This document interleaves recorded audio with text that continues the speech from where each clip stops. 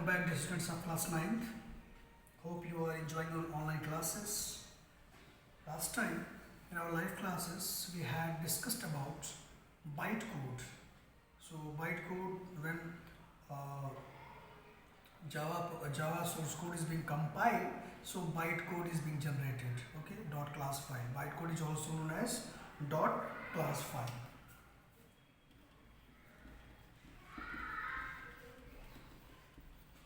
Dot class file, and this is the intermediate language. It is neither fully machine language nor fully source code. Means it is a mixture of both. So that's why this is called bytecode. And because of this bytecode, your Java program, your Java applications become platform independent language. It becomes platform independent because of this bytecode. Because this bytecode can execute on any other platform.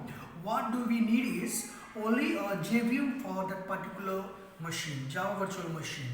If we have installed Java virtual machine for our platform, then we can execute this bytecode. Whether it doesn't matter on which platform it was created, it can execute on any other platform if we have a JVM, Java virtual machine, to execute this bytecode. Because Java contains both Java compiler and Java interpreter. So Java compiler converts your source code into bytecode, okay, into bytecode, that is also known as dot class file. And your JVM, that is also known as Java interpreter, converts your class file or bytecode into underlying machine language, okay, underlying machine or underlying machine code. Okay, so this is the process of converting from source code to bytecode and bytecode to machine code, so that your computer, a particular platform, can understand this bytecode and can execute. Let's talk about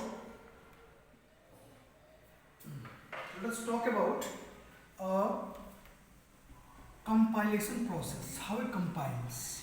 Since we had already completed, I decided to have on video also on that. So let's talk about compilation process. First of all, we talk about ordinary compilation process. What happens in ordinary compilation process?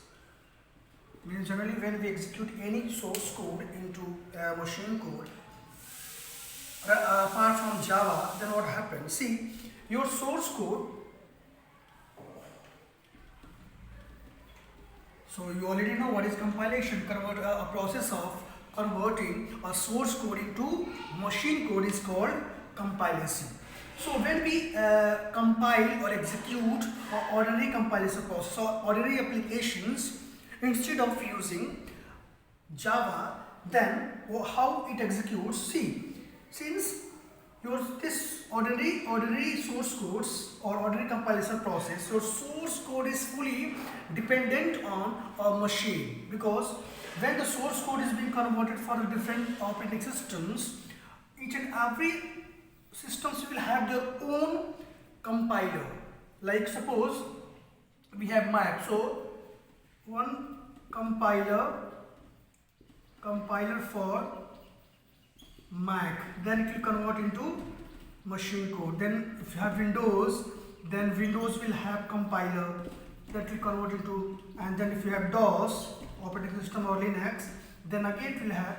So this source code is being converted into machine code with the help of compilers or interpreters, it may be, but it may have only one, either compiler or interpreter. So this source code is fully dependent on these compilers, because if it is a Mac operating system, so for each and every platform this source code will be unique. It may change also for the different platforms. Sometimes we need to change the source code also. So for each and every platform, this source code will go, and this operating system, the particular operating system, will convert that source code into executable code, or sometimes we call it a native or object code. So this is how your ordinary compilation process executes, and this is the diagram of ordinary compilation process. First of all, source code will be going to this compiler that is particularly made for that operating system, underlying operating system, and that operating system will convert that source code into directly machine code. So for each and every platform, there will be particular compiler to convert that source code into machine code. But it is not with Java. Java contains both compiler as well as interpreter. Here you can see that it contains only compiler, or it may contain interpreter, but it cannot contain both. Okay, but Java contains both compiler as well as interpreter. So the first of all, the source code in Java is converted into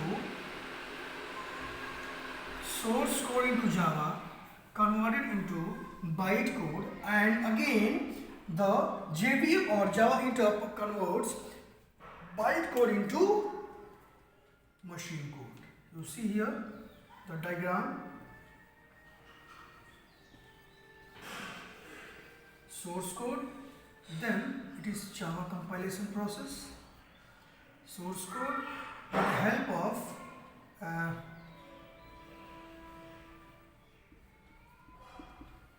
compiler, it will be converted into bytecode. What? It will be converted into bytecode, and that is also known as dot class file. This bytecode is also known as dot class file, and again this will be converted with the help of, you can make a box itself, with the help of JVM. Even in JVM also we have some different devices like object loader, or you can write class file loader, and then we have here JIT, just in time. So class file loader, you have JIT, and then memory management is also there, which manages your memory. You can write here memory management we have. See, so this bytecode and this whole process is called JVM. So there are some different mechanisms here, different applications are installed with the help with JVM, and all this will work separately for achieving a common goal. So this bytecode will be first of all load the class file bytecode will load with the help of object loader to the JVM. Then your JIT, this is actually JIT, just in time, actually converts your source code into native or object code, or you can say machine code. Okay, so these all are working together, but JIT, just in time, this is a part of JVM. JIT is a part of JVM, and this is actually converts the bytecode into bytecode into machine code or object or native code. So this is how your full Java compilation process works, and then we get our result. So first of all, your source code will be converted into bytecode with the help of compiler, that is called Java compiler. Sometimes we refer it Java like that, Java compiler. Then bytecode is also known as .class file, and this .class file or bytecode will be converted. Commonly we say sometimes that this bytecode will be converted into machine code with the help of JVM, but inside JVM also some different functionality will be there. Like first of all, this bytecode will load with the class loader, class will be loaded. Then your GIT means just in time will convert that bytecode into machine code so that a particular platform can understand this bytecode and can execute accordingly.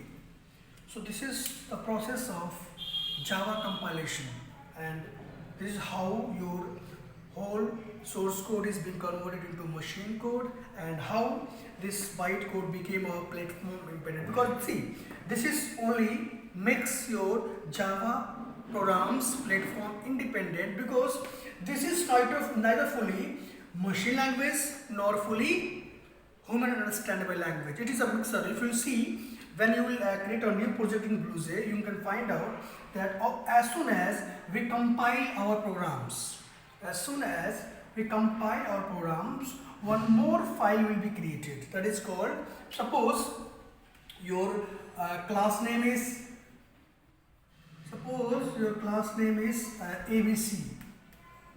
ABC. So this source code is called what? abc.java. This is the extension for your source code. This is your file name. The basic file name of source code will be abc.java. Then this abc.java will be compiled by Java compiler and converted into bytecode. Clear? So as soon as you convert this abc.java into bytecode, the class file will be created, and it will be with the name of abc.class file. So we can find out with the help of this abc.class file. As soon as we compile, this bytecode will be generated, and you can find out under your project name which you have given. You can find out before compiling you had only abc.java file, but as soon as you compiled your source code into bytecode, or compiled only, automatically your bytecode will be converted, and one more file you can see in the project with the name of class name dot class. So this is your bytecode, and this abc.class file is a platform independent language, and this abc.class can execute on any platform. What do we need? We need only a JVM, Java Virtual Machine, for that particular operating system. So this is the whole process of Java compilation process. I believe you understood this.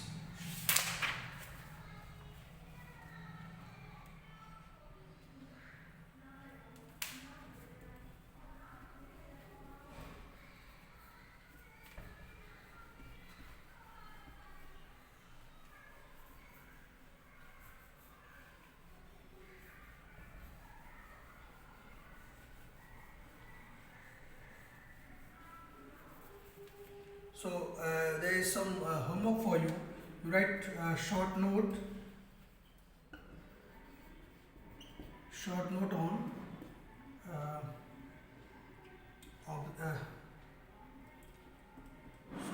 on bytecode. Second, JVM.